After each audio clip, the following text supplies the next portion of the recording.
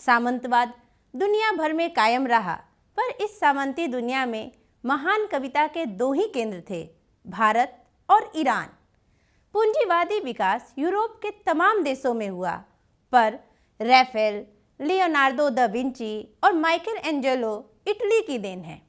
यहाँ हम एक और यह देखते हैं कि विशेष सामाजिक परिस्थिति में कला का विकास संभव होता है, और दूसरी ओर हम यह भी देखते हैं कि समान सामाजिक परिस्थितियाँ होने पर भी कला का समान विकास नहीं होता।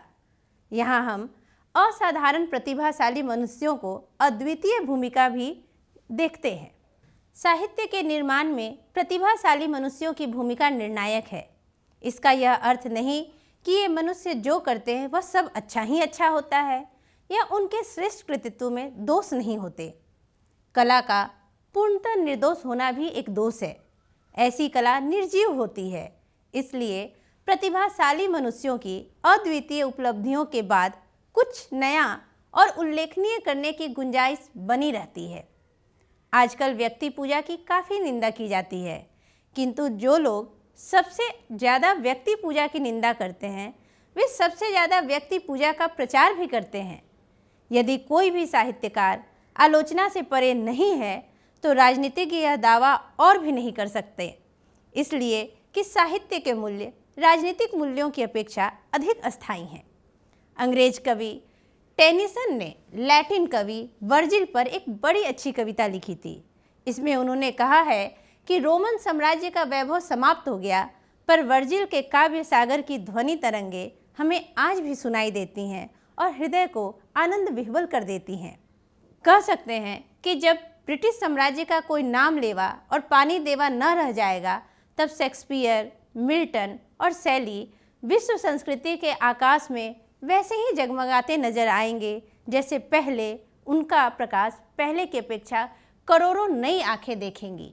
अनुच्छेद के इस अंश में रामविलास शर्मा जी कहते हैं कि साहित्य की विकास प्रक्रिया समाज की विकास प्रक्रिया के अनुरूप नहीं चलती है।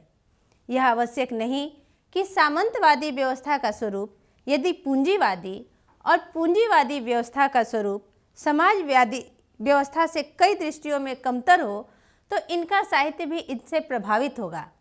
कहने का तात्पर्य है कि समाज की कोई भी व्यवस्था प्रगतिशील अवस्था में होती है। औद्योगिक उत्पादन भी निरंतर बढ़ते रहते हैं, लेकिन यह आवश्यक नहीं कि उसके अनुरूप साहित्य भी उत्कृष्ट होते चले जाए। उदाहरण स्वरूप शेक्सपियर के नाटक, लियोनार्डो दा विंची की कृतियाँ आदि का पुनः निर्माण नहीं हो पा रहा है। राजनीतिक मूल्य की अपेक्षा साहित्यिक मूल्य अधिक अस्थायी होते हैं। ब्रिटिश साम्राज्य मिट गया, किंतु शेक्सपियर, मिल्टन, शैली आज भी जगमगा रहे हैं। एथेंस की सभ्यता ने सारे विश्व को प्रभावित किया, किंतु अमेरिका सभ्यता की देन में पिछड़ गया। आर्थिक रूप से वह सशक्त बन गया। आर्थिक संबंधों से प्रभावित होना एक बात है, उनके द्वारा चेतना का निर्धारण होना दूसरी बात है। द्वंद्वात्मक भौतिकवाद मनुष्य की चेतना को आर्थिक संबंधों से प्रभावित मानता है। मनुष्य तथा परिस्थितियों का संबंध द्वंद्वात्मक होता है। अनुच्छेद के इस अंश के कुछ महत्वपूर्ण बिंदुओं को अब हम जानेंगे, ताकि निबंध के इस अंश को हम अच्छी तरह से समझ सकें। निबंध के इस अंश के कुछ महत्वपूर्ण बिंदुओं को हम देख सकते हैं, जिससे समझ सकेंगे हम कि इस अंश में क्या कहा था रामविलास शर्मा जी ने। उन्होंने आधुनिक और भौतिकवाद के पैमाने पर साहित्य की परंपरा का मूल्यांकन करने की बात की है। निबंध के इस अंश में उनका मानना है कि समाज की विकास प्रक्रिया सदैव गतिशील होती है। सबसे पहले कबीलाई सभ्यता आई, फिर सामंतवादी सभ्यता, फिर पूंजीवादी सभ्यता और उसके बाद समाजवादी सभ्यता। कबीलाई सभ्यता वह है जिसमें विभिन्न समुदायों में कबीले के रूप में छोटे छोटे वे बटे हुए थे, विभिन्न समुदायों में बटा हुआ था। सामंती छोटे छोटे राज्यों या भूखंडों का स्वामित्व और एक के बाद एक वह श्रेणीबद्ध थी।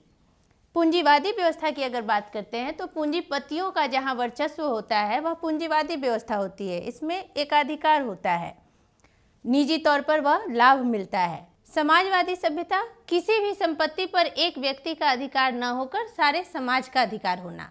इस प्रकार उन्होंने सभ्यता का विकास क्रम भी दर्शाया है कि कैसे गतिशील बनी रहती है समाज की विकास प्रक्रिया, कबीलाई सभ्यता, फिर सामंतवादी सभ्यता, पूंजीवादी सभ्यता और अब समाजवादी सभ्यता। आगे के अंश में उन्होंने साहित्य की विकास प्रक्रिया को समाज की विकास प्रक्रिया के अनुरूप नहीं होती है ऐसा कहा है।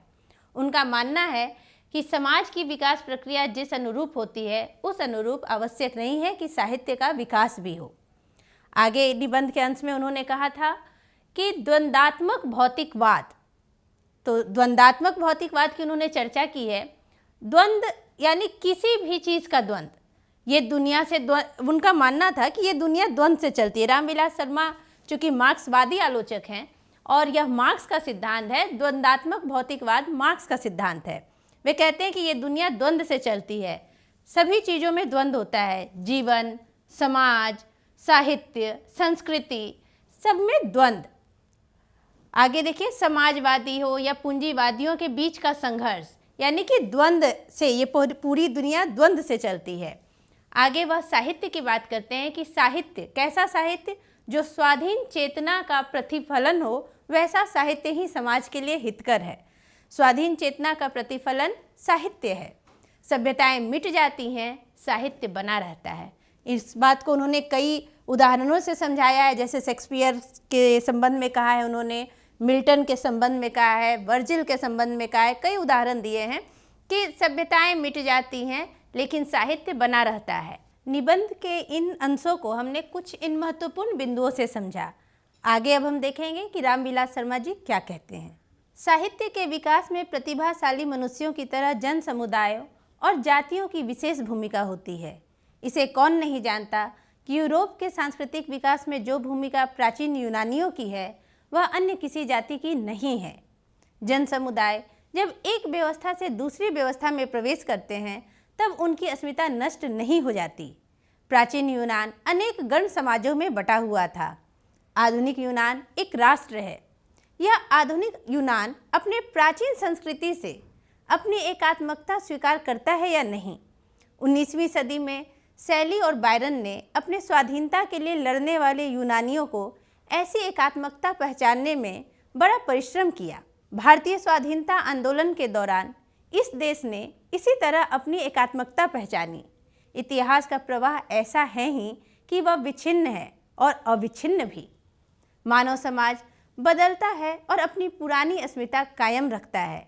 जो तत्व मानव समुदाय को एक जाति के रूप में संगठित करते हैं उनमें इतिहास और सांस्कृतिक परंपरा के आधार पर निर्मित यह अस्मिता का ज्ञान अत्यंत महत्वपूर्ण है।